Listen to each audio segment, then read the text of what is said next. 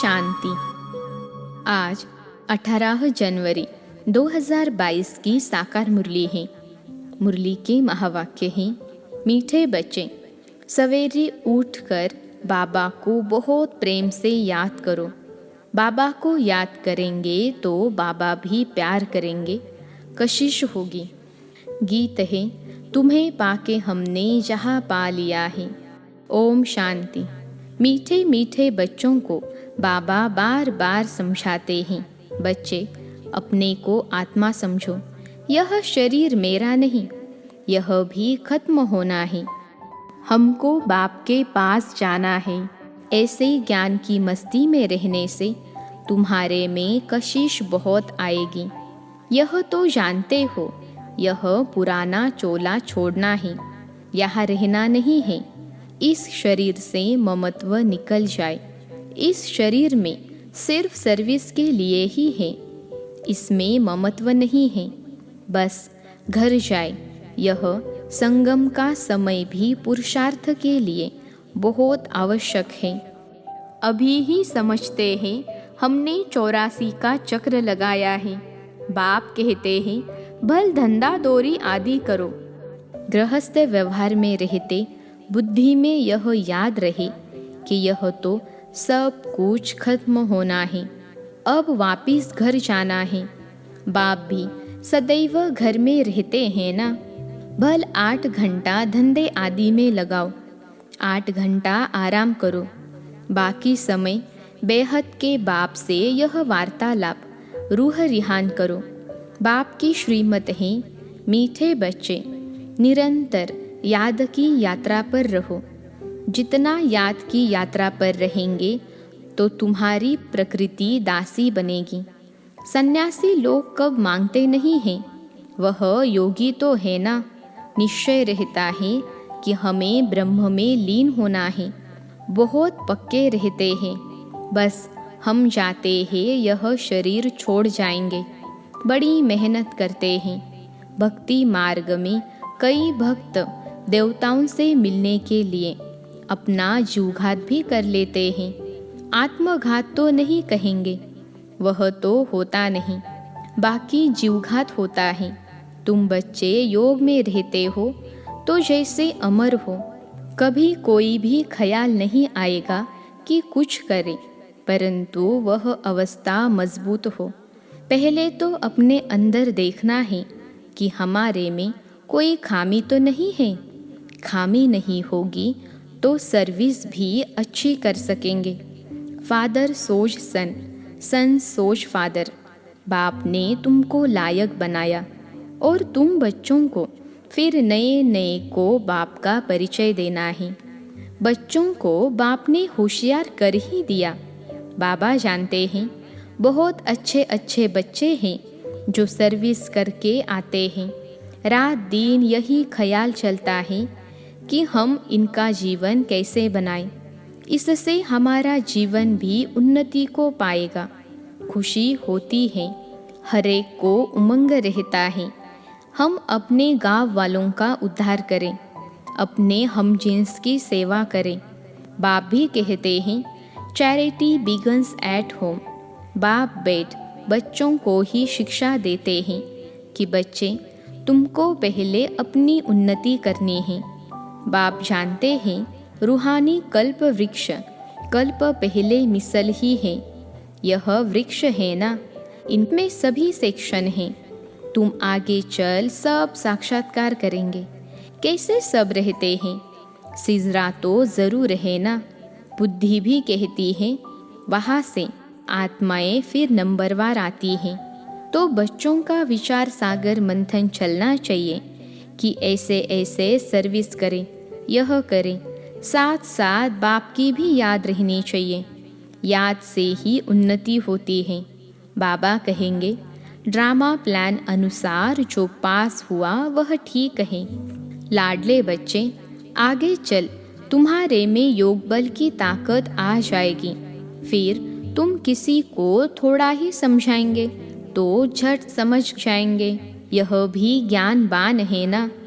बाण लगता है तो घायल कर देता है। पहले घायल होते हैं, फिर बाबा के बनते हैं। तो एकांत में बैठ युक्तियाँ निकालनी चाहिए। ऐसे नहीं रात को सोया सुबह को उठा नहीं। सवेरे उठकर बाबा को बहुत प्रेम से याद करना चाहिए। रात को भी याद में सोना चाहिए। बाबा को याद ही नहीं करेंगे तो बाप फिर प्यार कैसे करेंगे? कशिश ही नहीं होगी। भल बाबा जानते हैं ड्रामा में सब प्रकार के नंबरवार बनने हैं, फिर भी चुप करके बैठ थोड़े ही जाएंगे, पुरुषार्थ कराएंगे ना। बच्चों को ड्रामा कह करके ठहर नहीं जाना है, नहीं तो अंत समय में बहुत पछताना पड़ेगा। नाहिक मैंने ऐसा किया, माया के वश हो गया। बाप को तो तरस पड़ता है, नहीं सुधरते हैं तो उनकी क्या गति होगी? रोएंगे, पीटेंगे, सजाएं खाएंगे। इसलिए बाप बच्चों को बार बार शिक्षा देते हैं कि बच्चे तुम्हें परफेक्ट बनना है। बार बार अपनी चेकिंग करनी है।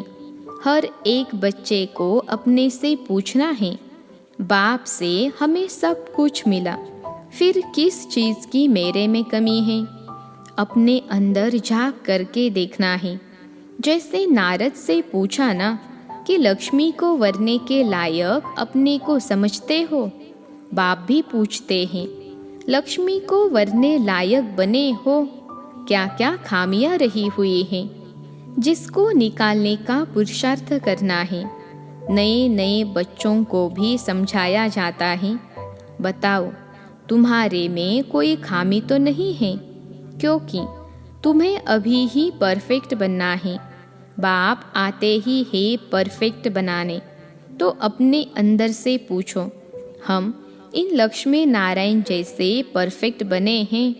अगर खामियां हैं तो बाप को बताना चाहिए कि यह खामियां हमारे से निकलती नहीं हैं। उसका कोई उपाय बताओ।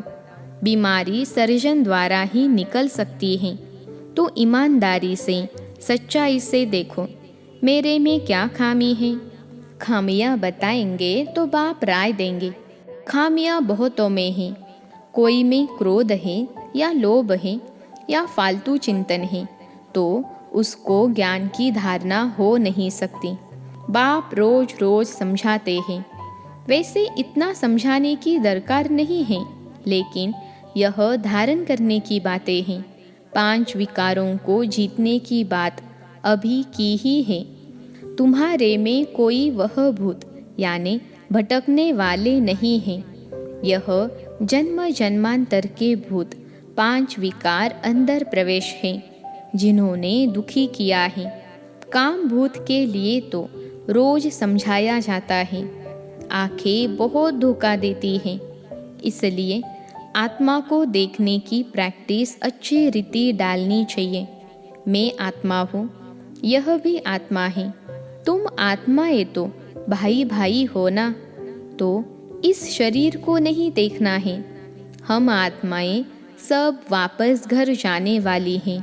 बाप आए हैं ले जाने के लिए। बाकी यह देखना है हम सर्वगुण संपन्न बने हैं, कौन सा गुण कम है। आत्मा को देख बताया जाता है इस आत्मा में यह खामी है, तो फिर बैठकर करंट दे कि इनसे यह बीमारी निकल जाए।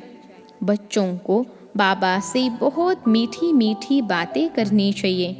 बाबा आप ऐसे हो, बाबा आप कितने मीठे हो। तो बाप की याद से, बाप की महिमा करने से यह भूत भागते रहेंगे और तुमको खुशी भी रहेगी।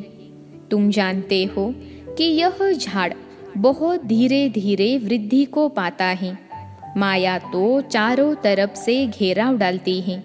माया का परछाया ऐसा पड़ता है जो एकदम गुम हो जाते हैं, बाप का हाथ छोड़ देते हैं। तुम हर एक बच्चे का कनेक्शन बाप के साथ है। बाकी बच्चे तो सब नंबरवार निमित्त हैं। अच्छा, अति मीठे, अति लाडले, सर्व सिखिलते बच्चों प्रति मात पिता बाप दादा का दिल व जान, सीख व प्रेम से, याद प्यार और गुड मॉर्निंग।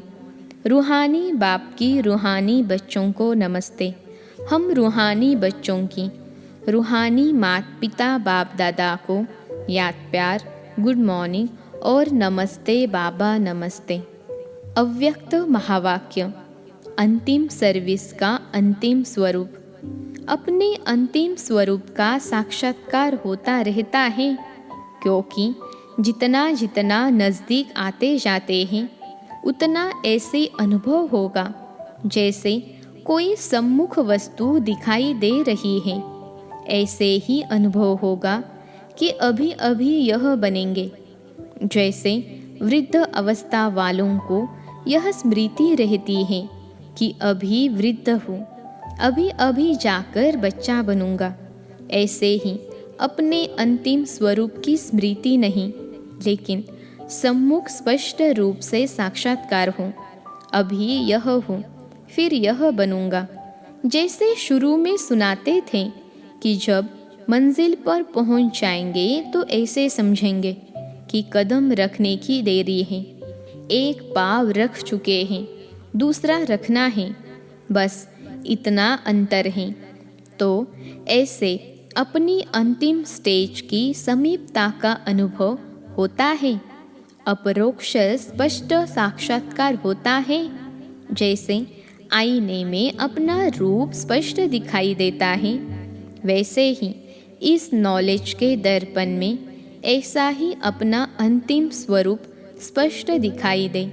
जैसे कोई बहुत अच्छा सुंदर चोला सामने रखा हो और मालूम हो कि हमको अभी यह धारण करना है, तो न चाहते हुए भी धारण करने का समय जैसे जैसे नज़दीक आता रहेगा तो अटेंशन जाएगा, क्योंकि सामने दिखाई दे रहा है।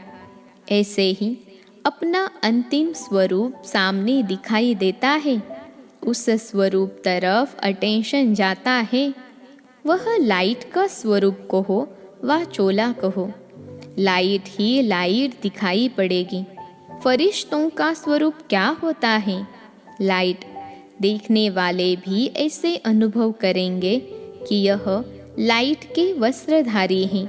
लाइट ही इन्हों का ताज है, लाइट ही वस्त्र है, लाइट ही इन्हों का श्रृंगार है। जहाँ भी देखेंगे तो लाइट ही देखेंगे। मस्तक के ऊपर देखेंगे तो लाइट का क्राउन दिखाई पड़ेगा। नैनों में भी लाइट की किरणें निकलती हुई दिखाई देगी, तो ऐसा रूप सामने दिखाई पड़ता है, क्योंकि माइट रूप अर्थात शक्ति रूप का जो पाठ चलता है वह प्रसिद्ध किससे होगा? लाइट रूप से।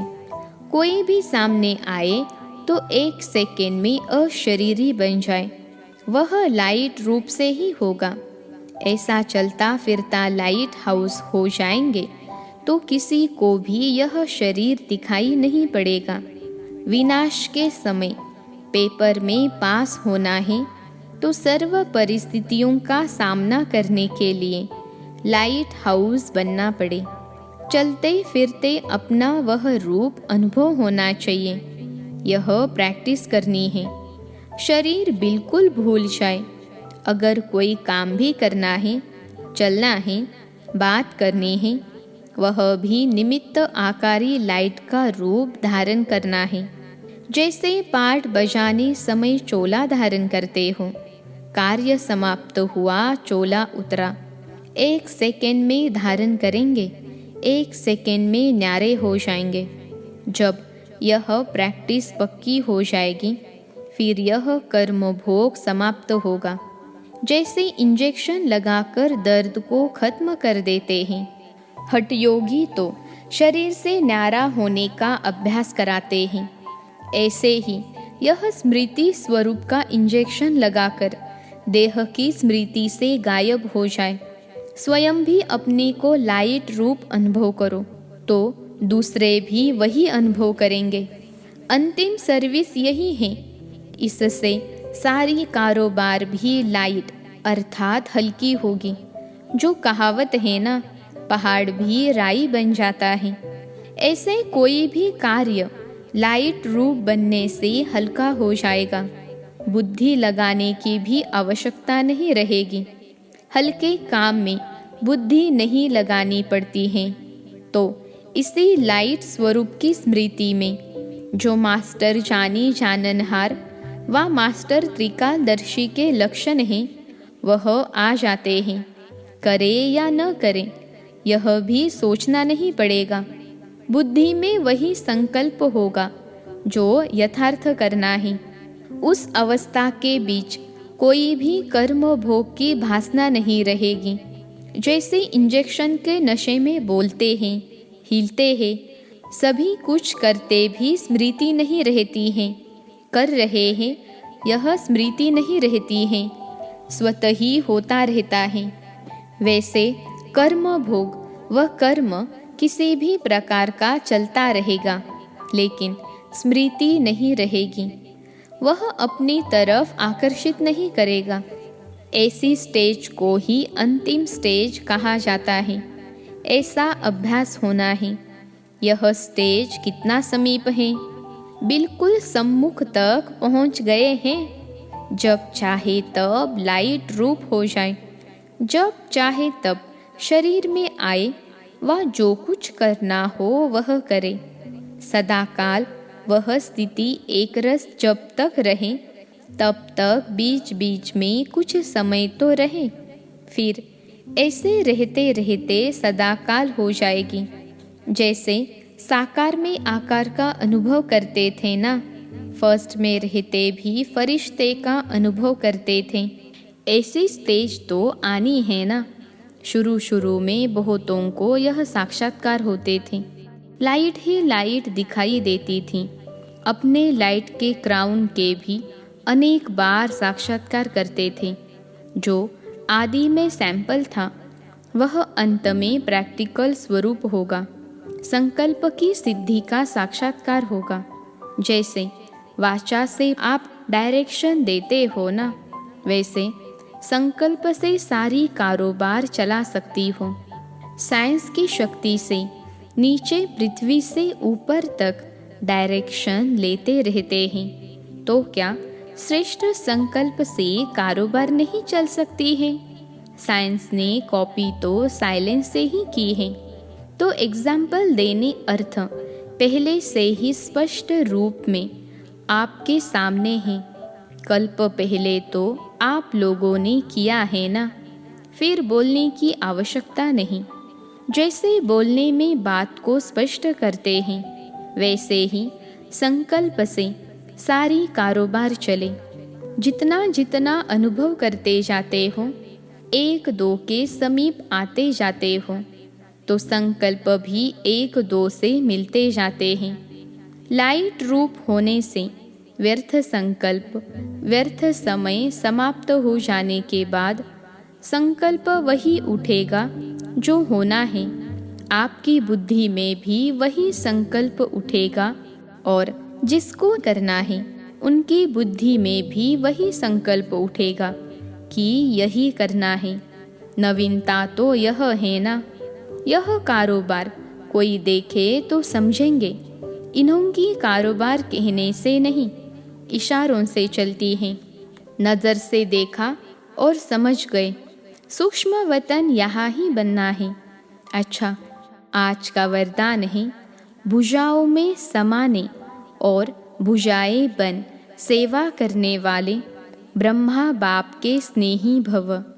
भुजाओं में समाने और भुजाएं बन सेवा करने वाले ब्रह्मा बाप के स्नेही भव। विश्लेषण है, जो बच्चे बाप स्नेही हैं वह सदा ब्रह्मा बाप की भुजाओं में समाये रहते हैं। यह ब्रह्मा बाप की भुजाएं ही आप बच्चों की सेफ्टी का साधन है। जो प्यारे स्नेही होते हैं वो सदा भुजाओं में होते हैं। तो सेवा में बाप दादा की भुजाएं हो और रहते हो बाप की भुजाओं में। इन दोनों दृश्यों का अनुभव करो। कभी भुजाओं में समा जाओ और कभी भुजाएं बनकर सेवा करो। नशा रहे कि हम भगवान के राइट हैंड हैं। आज का स्लोगन है, संतुष्टता और प्रसन्नता की विशेषता ही उड़ती कला का अनुभव कराती है। संतुष्टता और प्रसन्नता की विशेषता ही उड़ती कला का अनुभव कराती है। आज के योग अभ्यास की पॉइंट है, लवलीन स्थिति का अनुभव करो। बाप का बच्चों से इतना प्यार है जो अमृत वेले से ही बच्चों की पालना करते हैं।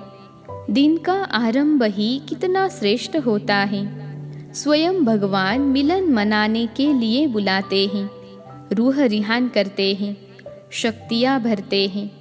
बाप की मोहब्बत के गीत आपको उठाते हैं, कितना स्नेह से बुलाते हैं, उठाते हैं। मीठे बच्चे, प्यारे बच्चे, आओ तो इस प्यार की पालना का प्रैक्टिकल स्वरूप सहज योगी जीवन का अनुभव करो। अच्छा, ओम शांति।